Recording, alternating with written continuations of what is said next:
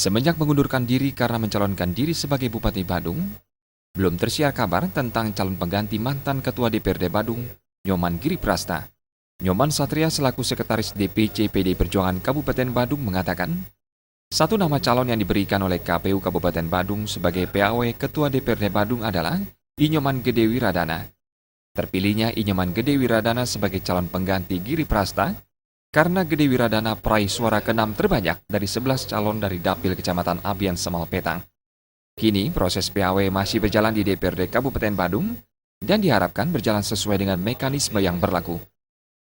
Proses sekarang masih berada di DPRD Kabupaten Badung untuk menelusuri surat-surat itu ya.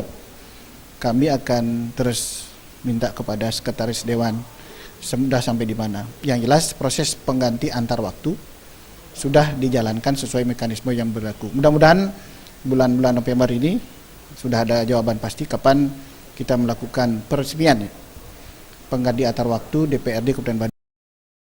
Peresmian PAW Kabupaten Badung yang diperkirakan akan disampaikan November mendatang, hendaknya telah disesuaikan dengan peraturan dan kajian yang tepat. Dengan demikian, tidak terjadi tumpang tindih antara pemilihan calon Ketua DPRD Badung dan pemilihan Bupati Badung periode 2016-2021. Darta dan Winata, Bali TV.